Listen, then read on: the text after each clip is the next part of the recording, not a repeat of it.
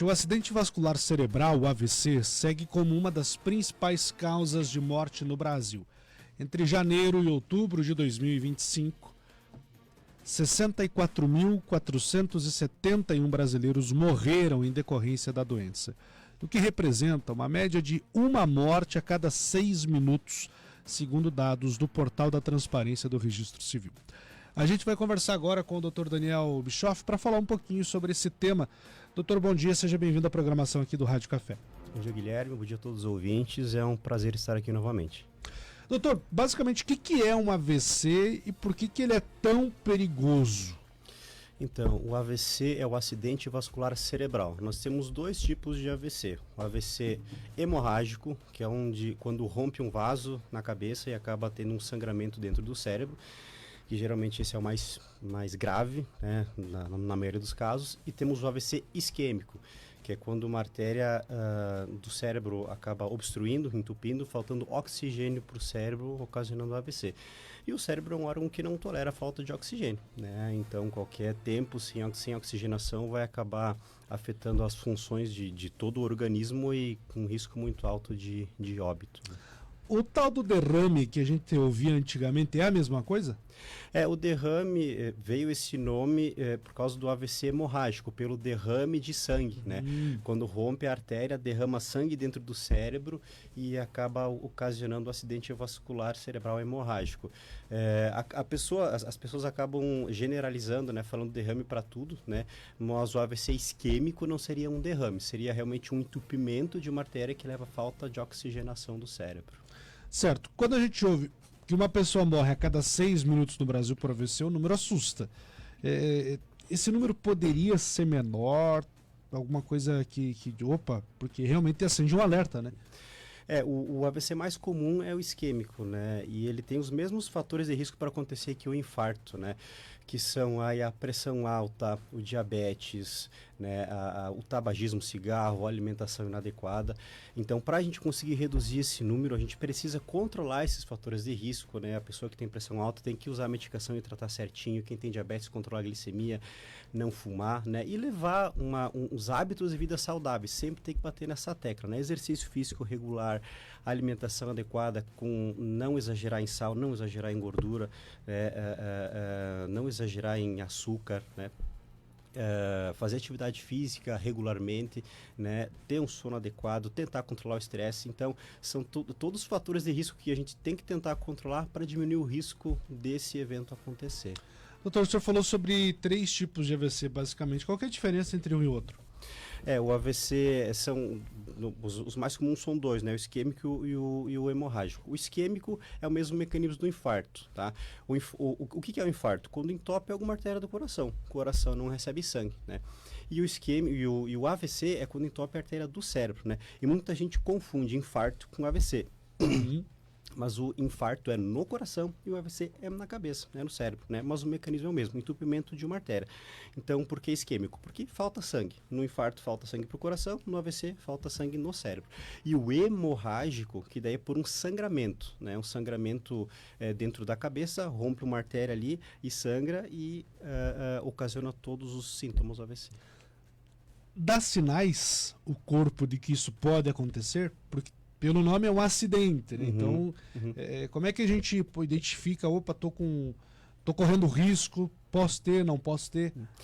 O AVC geralmente é um sintoma bastante agudo, né? Às vezes, na maioria das vezes, a pessoa não sente nada até não acontecer, né? Claro que a gente tem alguns meios de tentar detectar se aquela pessoa já tem um risco aumentado, se a gente tem que ser mais rígido na investigação, no controle dos fatores de risco, mas o sintoma em si do AVC, ele é realmente agudo, né? É aquele momento que a pessoa tem o sintoma e vai causar, né, problema sério se ela não procurar um atendimento rápido. Certo. O senhor falava sobre a questão da falta de atividade física. Isso influencia, junto com a alimentação ruim, nesse processo todo, para chegar a ter esse sintoma? Com certeza, assim, a atividade física, né, ela é fundamental na prevenção de todas as doenças cardiovasculares, né? O exercício diminui chance de infarto, diminui chance de AVC e diminui mortalidade por todas as causas. Quem faz exercício morre menos por qualquer coisa, tá? Então, exercício regular, no tempo adequado, né, é um baita aliado da nossa saúde. E a alimentação, nem se fala, né?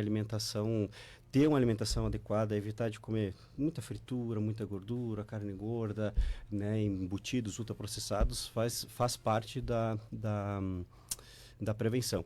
E uma coisa que a gente tem que abrir o parênteses aqui é que um inimigo, digamos assim, do nosso dia a dia hoje em dia é a própria internet, tá? Porque na internet tem muita gente falando besteira, para não dizer outra palavra, né?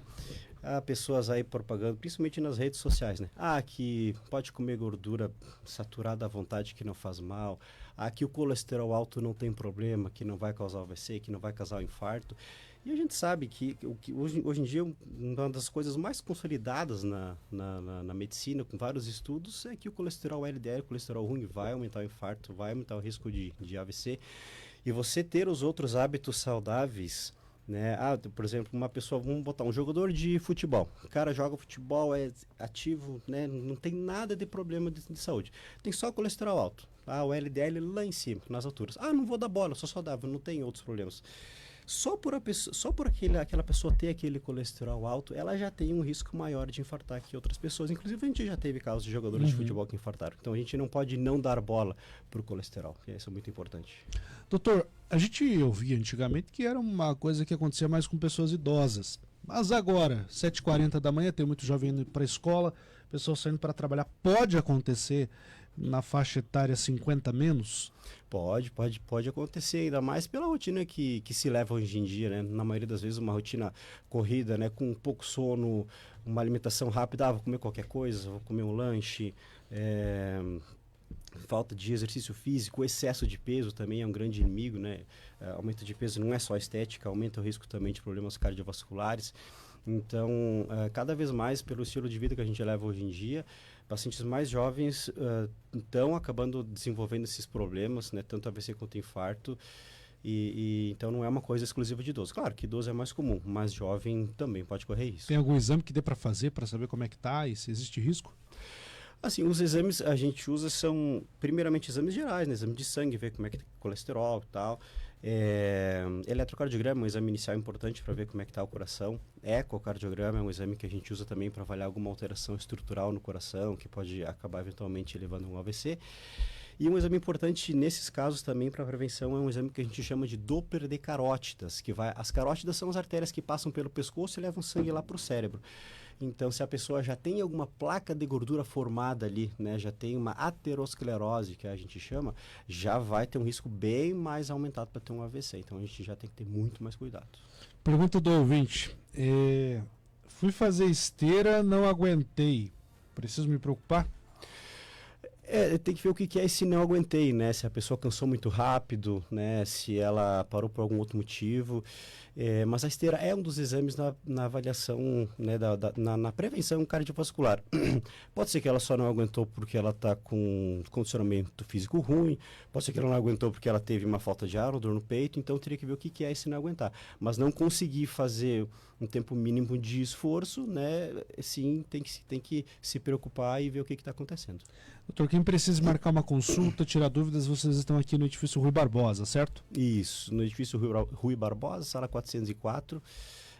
Estamos aí para atender e ajudar as pessoas aí a prevenir problemas cardíacos. E vale aquela máxima, né? Atividade física, boa alimentação, um cuidado básico com a própria vida para evitar problemas como esse, né?